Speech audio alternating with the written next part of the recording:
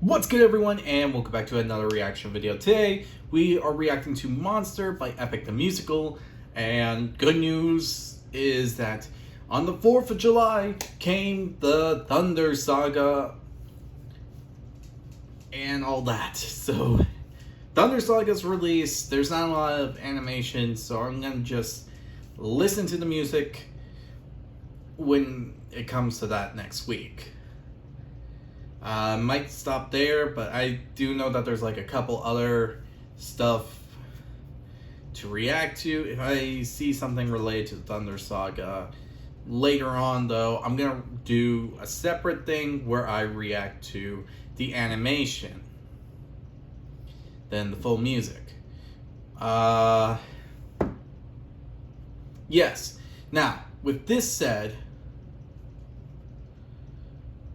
I'd like to thank you all for all the information you have provided to me when it comes to this series, the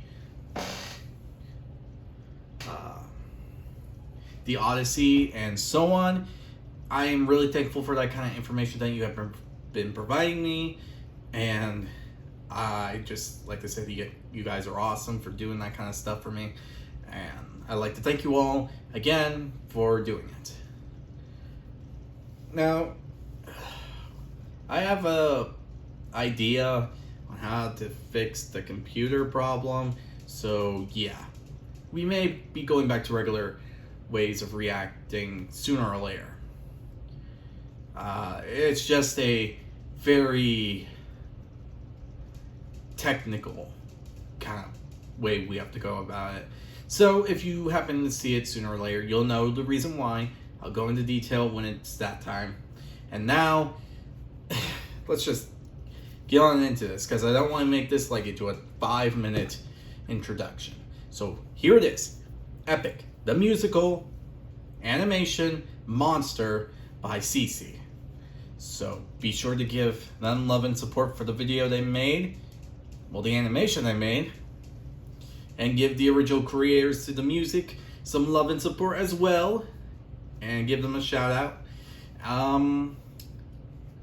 Other than that, if you have any videos you want me to react to, but like musical wise or anything like that, go ahead, put it in the comment section below. I'll react to it as soon as I can. So other than that, be sure to like, comment, subscribe if you enjoyed this video. And hit the notification button to be notified immediately when the video comes out, especially next week when it comes to the Thunder Saga. Now let's start this video, shall we? How has everything been turned against us? How did suffering become so endless? Usually it's like that. How am I to reunite with my estranged? Do I need to change? Yep, with the information provided. I'm surrounded by the souls of those I've lost. Also, I kind of do get what people, one commenter have been mentioning about when it came to prophecies. And yeah, I can get it. They're all truthful. It's just that from a third person perspective, I think we can understand what's going on. But when it's directed at us, I don't think many people really think about it, because I think it's more of a panic kind of thing that happens to someone. I don't know how to describe it, but I heard something about it before. So yeah. I'm the only one whose line I have to cross. What if the greatest threat we'll find across the sea is me? What? Ooh, the biggest threat across the sea is you. Makes sense. To reference a quote, our greatest enemy is never really an opposing force, not nature, not like some random person or anything. Our greatest opponent is ourselves.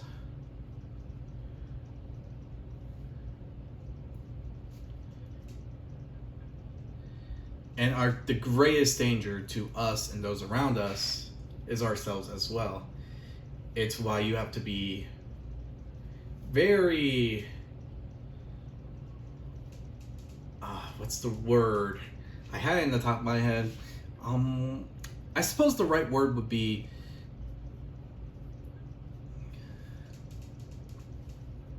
technical, maybe? I don't know. I had the word in the top of my head, but I don't know. But I think you all understand what I mean when it comes down to it. What if I'm the monster? Oh, that question. What if I'm the problem that's been hiding all along? What if I'm the one who killed you every time I gave to guilt? What if I've been far too kind to foes, but a monster to ourselves? What if I'm the monster? Is this... Yeah, that's a good question to wonder. That's a question of morality, to be honest. And that, honestly, is one of the reasons why some people think, when does a man become a monster, if I'm correct?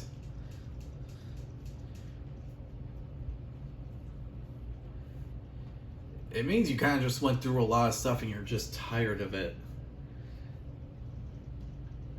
And even then, some people are unaware of the monster they become. Sometimes they try to justify it for the most necessary means, but while it does do that, it sometimes comes at a big cost.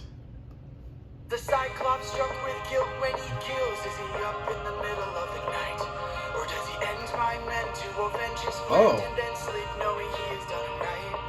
When the witch turns men to pigs to protect her nymphs, is she going insane? Or did she learn to be colder when she got older and now she saves them the pain? When a god comes down and makes a fleet drown, is he scared that he's doing something wrong? Or does he keep us in check so we must respect him and now no one dares to piss him off? Does a soldier use a wooden horse to kill sleeping Trojans? Or does he throw away his remorse and save more lives with God? If I be... Oh, wow. Wow, that was... Okay, that's a bit to actually take note of. So, is the Cyclops struck with guilt when he kills my men?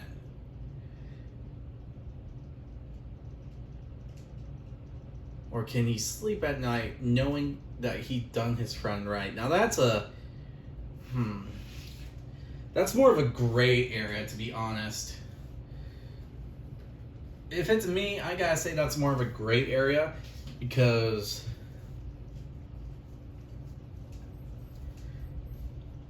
the life of many people of one's own species against one of, as one would call, a pet or something like that, it's understandable, but it's also not something to kill about 600 men for, if you catch my drift. I mean, it's sympathetic, but it's not something I can see myself doing, and it's not something I can see a lot of people doing. I mean, going for an eye, like killing the person that did it, yeah, that makes sense. But 600 men? Not really. Cersei, actually, that's a good example of this question. Because she's been through stuff and is doing her best to protect everyone she cares for. And you gotta respect her for that bit, because not a lot of people would go out of their way for someone that you would even call a friend. But yeah, that's a thing.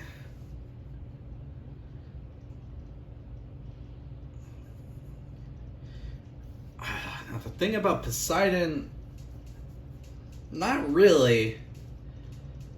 I can't fully agree with the Poseidon part.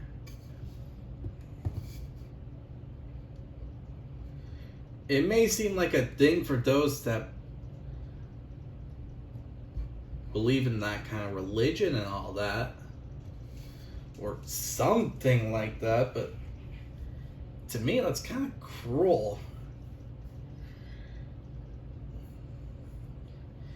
I mean,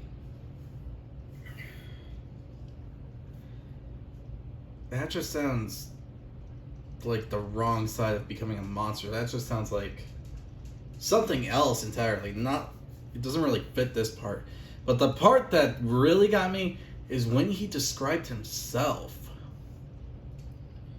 And that's understandable. He committed a sneak attack, killed people in their sleep, but he did so in the way so that his men could live. And that's something to really think about. It became the monster, threw that guilt away. Would that make us stronger? Would it keep our foes at bay? No. I became the monster to everyone No. but us. I made sure we got home again. Who would care if we're unjust? No. I became the oh, ruthlessness is No. on ourselves.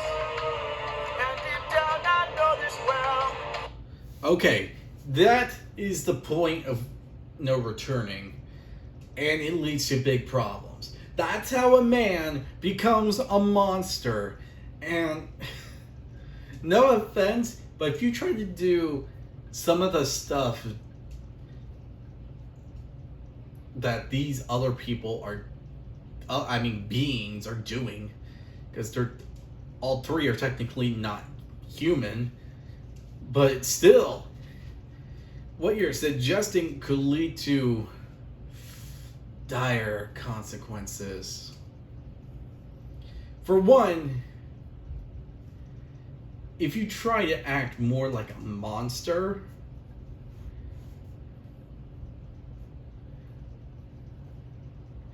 Eurylochus might be okay with it as long as it doesn't affect him and his men.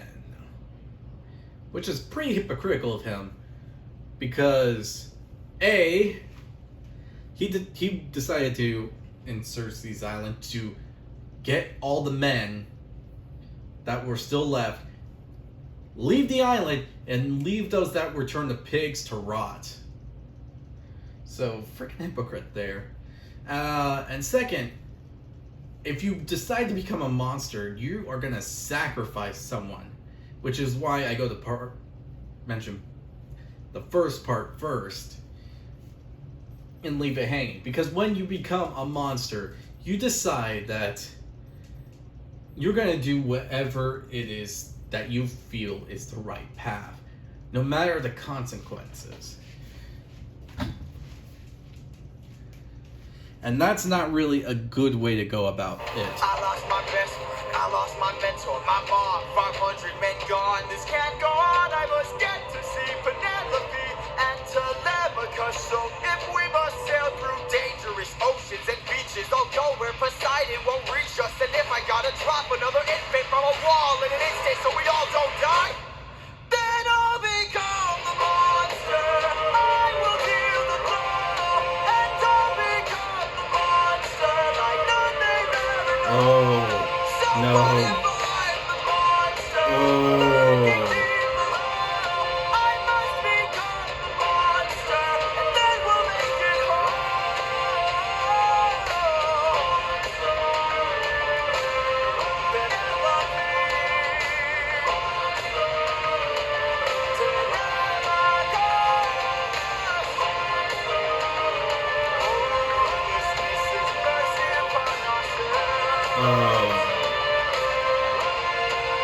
I'll become the monster.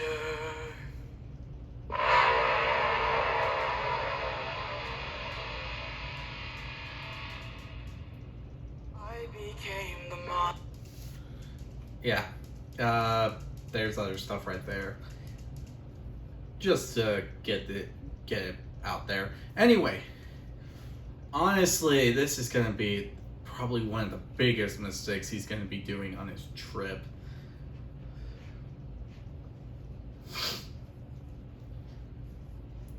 Since to do this, as I mentioned before, but to get into a more clarified kind of thing, the only thing you're gonna have to care about is the results. Steal your heart and do whatever you can to reach your goal. That is the part I'm nervous about, because to do that, you're gonna have to sacrifice. You're gonna have to sacrifice anyone and everyone.